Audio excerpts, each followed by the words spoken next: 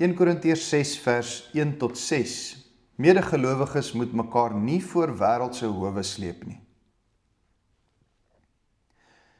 Hoe durf enige een van julle wat 'n klag teen 'n ander het, dit deur die onregverdiges laat besleg en nie deur heiliges nie? Of weet julle nie dat die heiliges die wêreld sal oordeel nie? As die wêreld dan deur julle geoordeel gaan word, is julle onbevoeg vir die nietigste regsaake? Weet julle nie dat ons engele sal oordeel nie? Hoeveel te meer die dinge van die alledaagse lewe? As julle 'n regsgeding oor alledaagse sake het, laat julle dit besleg deur mense wat geen aansien in die gemeente het nie? Ek sê hierdie dinge om julle te beskaam.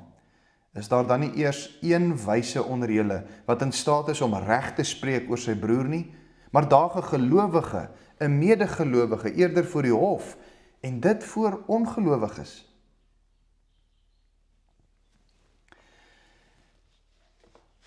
In hoofstuk 5 het Paulus met hulle gepraat oor die hele probleem van onsedelikheid in die gemeente. Nou kom 'n volgende probleem aan die beurt. Die feit dat die lidmate van die gemeente mekaar voor die wêreldse hof sleep. Dis duidelik dat daar in die gemeente klagtes onder die lidmate is. Die een het 'n klag teen die ander. En Paulus praat nou nie soseer oor die feit dat daar klagtes is nie, maar oor die manier wat hierdie klagtes onder hulle hanteer word. Paulus praat baie hard met hulle oor hierdie saak. Hy sê vir hulle, hoe durf enige een van julle dit doen? Hoe durf julle? Dit lyk vir my, Paulus praat amper harder met hulle oor hierdie saak as oor die hele probleem van onsedelikheid. Dit wat julle hier doen, die manier hoe julle hierdie klagtes hanteer, is so ondenkbaar. Dit is so buite die karakter van die Christelike kerk. Hoe durf julle so maak? En ons sal net nou sien, presies waarom hy so hard met hulle hieroor praat. Maar wat is nou die situasie hier? Soos ek gesê het, Paulus praat nie hier soseer oor die klag nie, maar die manier hoe die klag hanteer word. Daar's geskille tussen die lidmate, maar wat hulle dan doen, is hulle gaan na wêreldse regters. Paulus praat van die onregverdiges, en hulle laat toe dat die onregverdiges oor hierdie saak besleg, dat die onregverdiges regspraak lewer, en nie die heiliges nie. Dit gaan daaroor dat die gemeente dus die klagtes wat hulle onder mekaar het, na ongelowiges toe vat, buitekant die kerk. En dis die skande hier, dis die groot probleem hier. Die gemeente vat hulle vuil wasgoed en hulle gaan was dit voor die duiwels en voor die wêreld, voor die demone en voor alles daar buite, voor alles wat onheilig is. Hulle, die heiliges, tree so op. En daarom sê Paulus, hoe durf julle dit doen? Ons kan bo-oor hierdie verse eintlik 'n teks skryf, en dit is die teks Deuteronomium 1 vers 16. Want in Deuteronomium 1 vers 16 vind ons die beginsel waarna Paulus eintlik heeltyd terugverwys. Dit is 'n beginsel natuurlik in die Ou Testament waar die Here in Deuteronomium vir Moses die opdrag gegee het om oudstes en regters aan te stel vanuit die volk se midde, met ander woorde oudstes en regters vanuit Israel, om oor die geskille en die klagtes en die sake van die volk te help oordeel. Die beginsel in die Ou Testament is dat Moses mense vanuit die volk moet kry wat wys is om dan die klagtes binne die volk te hanteer, sodat hulle nie hoef te gaan na die onheiliges of die onregverdiges nie. Nou hierdie selfde beginsel geld duidelik ook vir die Nuwe Testamentiese kerk, vir die kerk van vandag, vir die kerk daar in Korinthe, die Christelike kerk. Die Here gee hiervoor ook onder andere ouderlinge.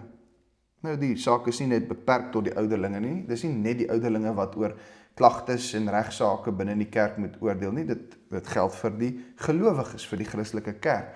Maar spesifiek word daar ouderlinge aangestel om te regeer in die kerk, om goeie orde te handhaaf in die kerk, om regspraak te kan lewer oor klagtes en sake tussen gelowiges. Hulle moet die geskille tussen die lidmate en die sake in die gemeente kan beoordeel.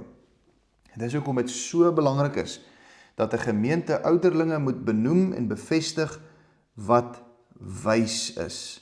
Wyse manne wat oor hierdie sake kan oordeel. Maar dit gebeur nie in die gemeente in Korinthe nie. Hulle gaan eerder na wêreldse regters, mense wat nie in God glo nie. En Paulus lig dan nou die gemeente se ken op in vers 2 en 3, om ver in die toekoms te gaan kyk. En nou word dit vir ons al hoe duideliker waarom hy so hard met hulle hieroor praat. Kyk in vers 2, hy sê, weet julle nie dat die heiliges die wêreld sal oordeel nie? As die wêreld dan deur julle geoordeel gaan word, is julle onbevoeg vir die nietigste regsaake van hier en nou? En vers 3, weet julle nie dat ons engele sal oordeel nie? Hoeveel te meer die dinge van die alledaagse lewe? Sien jy die kontras wat hy heeltyd hier trek? Die kontras wat ons hier raak sien. Dis die kosmiese aan die een kant teenoor die tydelike. Die kosmiese engele teenoor die alledaagse, die tydelike. Dis die kontras heeltyd hier. Wat sê Paulus? Hy sê, kyk ver in die toekoms in. Ek wil hê julle moet iets raak sien. Julle moet hierdie eintlik weet dat julle, die gelowiges, die heiliges, julle moet in die eindtye inkyk, julle moet vooruitkyk en julle moet sien dat eendag gaan ons, die gelowiges, die heiliges, die wêreld oordeel. Ons sal betrokke wees by die beoordeling van skepsels, selfs die engele. En met engele verstaan ek hier die gevalle engele. Dis vir my duidelik dat die goeie, heilige engele nie veroordeel of geoordeel sal word nie, maar dat ons as gelowiges betrokke sal wees by die oordeel wat gevonnis gaan word oor die demone, oor die duiwels, met betrekking tot hulle ewige verlorenheid, hulle ewige verdoemenis in die helse vuur. Die Bybel is baie duidelik daaroor, dat ons, die kinders van God, betrokke sal wees by die eindoordeel van hierdie wêreld, die eindoordeel van die kosmiese. Die kosmiese sake is dinge wat op ons tafel sal lê eendag. Ons sal betrokke wees by die oordeel van hierdie skepping en dan spesifiek die skepsels. Nou in die lig van die kosmiese oordeel waarby ons eendag betrokke gaan wees, hoe durf ons dan so sleg te werk gaan met die tydelike, nietige, alledaagse dinge? Hoe kan dit wees dat die heiliges, wat eendag engele gaan oordeel, die verhewe wesens, die engele, dat ons nie eers onder mekaar as heiliges klein nietige saakies kan uitsorteer nie? Wat 'n skande! Nou, die apostel Paulus wil hiermee glad nie sê dat daar nie 'n plek is vir howe of regters of regsaake nie. Inteendeel, as jy gaan lees in Romeine 13, dan sien jy hoe Paulus mooi hierdie dinge in perspektief plaas. Hy sê daar's 'n plek vir die owerhede en per implikasie dan ook die regters en die howe ensovoorts. Daar's 'n definitiewe goeie plek vir howe en vir regters. Maar waaroor dit vir Paulus gaan, is die feit dat gelowiges mekaar voor die wêreldse regters sleep. Kyk gou hier in vers 4. Hy lig dit woord vir woord uit. Hy sê, as julle 'n regsgeding oor alledaagse sake het, nietige dingetjies, is nie eers kosmiese sake nie, ons is hier by die tydelike dinge, die huidige sake, wêreldse sake, dat julle 'n regsgeding oor besigheidsissues of wat ook al. Laat julle dit dan besleg deur mense wat geen aansien in die gemeente het nie, en dan spel hy dit verder uit. Hy sê, daag 'n gelowige, 'n medegelowige eerder voor die hof en dit voor ongelowiges. Jy sien, daar word die probleem nou baie helder en duidelik uitgespel. Dis die probleem hier vir Paulus. Is nie die feit dat daar howe en regters is nie. Hy sê nie daar mag nie howe wees nie. Hy sê dis gelowiges wat mekaar voor die ongelowiges in die howe daag. So kan dit nie wees nie. Dis 'n skande. As ons nie eers as gelowiges aardse saakies kan uitsorteer nie, hoe sal ons dan enigsins kosmiese sake as heiliges kan hanteer? Net so terloops, as die apostel praat van heiliges, hy gebruik daai term baie gereeld hier. Heilig is bedoel nie dat ons perfek is nie, en dit is hier 'n sinvolle nota in die 2020 vertaling. Dit beteken dat ons heilig is omdat ons aan God die heilige behoort. Daarom word ons heiliges genoem. Dis nie omdat ons sondeloos is nie, maar omdat ons aan die heilige behoort. Nou terug na vers 4 tot 6. Waarom moet die gemeente nie na die wêreldse howe gaan nie?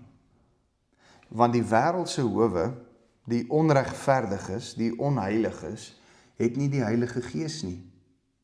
Hulle het, soos Paulus sê, geen aansien in die gemeente nie. Hulle is buite die kerk. Hulle is onder die invloed van die duiwel en sy demone. Dink nou gou hier terug aan hoofstuk 5 vers 5, waar die apostel Paulus gesê het, daai onsedelike broeder, hy moet uit die gemeente verwyder word en aan Satan oorgegee word. Dit wil sê, en dit het ons daai keer ook gesien met daai video, dit wil sê, daai broer word uit die kerk verdryf om daar buite te wees waar die duiwels werksaam is. Nou sê Paulus, nou gaan julle as gelowiges, en julle gaan buite die kerk, na mense wat in hierdie sataniese realm of area is, buite die kerk, en julle gaan daar julle regsaake besleg. Julle gaan daar waar mense nie deur God se wet en God se gees beheers word nie. Daar wil julle as gelowiges julle regsaake laat uitklaar. Hoe kan julle dit doen? Die Korintiër gemeente het mos daarop geroem dat hulle oë so wys is, dat hulle so ver gevorderd is in hulle geestelike lewe. Maar is hulle dan nie veronderstel om ten minste een ou wyse persoon in die gemeente te hê, wat in staat is om reg te kan spreek oor hierdie saak binne die gemeente nie? So Paulus sê hierdie dinge baie duidelik om hulle skaam te maak. En hy sê dit ook uitdruklik. Hy sê, ek praat so met julle om julle te beskaam. Julle wat sê julle so wys, is daar dan nie net een wyse in julle gemeente wat hierdie geskille kan uitsorteer nie? Klaarblyklik nie. Of die gemeente wil nie. Waartoe lei hierdie hofsaake uiteindelik? En dit is natuurlik om af te sluit die groot probleem waarby Paulus wil uitkom. Dis nie net die feit dat die gemeente nie verstaan wie hulle is nie. Hulle kyk nie vooruit na die kosmiese sake waaroor hulle gaan oordeel nie. Hulle kyk nie vooruit na dit wat hulle is en wat hulle eendag gaan wees nie. Dis deel van die probleem, maar nog 'n probleem is, waartoe lei hierdie hofsaake waar die gelowiges mekaar voor die hof sleep? Dit lei daartoe dat die wêreld met afguns kyk na die kerk. Die ongelowiges laster die Here se naam, omdat die Here se kinders mekaar so verskeur. Dit lei tot die oneer van God se heilige naam. Nie net verskeurdheid in die gemeente nie, maar die oneer van God se heilige naam. En daarom sê Paulus, julle kan nie so maak nie, julle mag nie so optree nie, dit hoort nie so nie. En so hoor ons ook ongelukkig vandag, ons hoor van regsaake en hofsaake tussen gelowiges, ook in ons eie kerke en kerkverband. Ons hoor van hofsaake en regsgeskille tussen gelowiges, in kerke met wie ons bande het. Hieroor moet ons skaam. As ons so maak, gee ons die ongelowige wêreld rede om die Here se naam te laster, en ons durf nie so te maak nie. Hiervan moet ons bekeer. Vader, gee ons asseblief wysheid, en gee ook asseblief wyses in ons gemeente, om geskille en sake wat daar onder ons mag wees uit te klaar. Ons vra dat U ons sal vergewe vir die kere waar ons aanleiding daartoe gegee het, dat U naam deur die ongelowiges gelaster word. Hierdie dinge bid ons in Jesus se naam. Amen.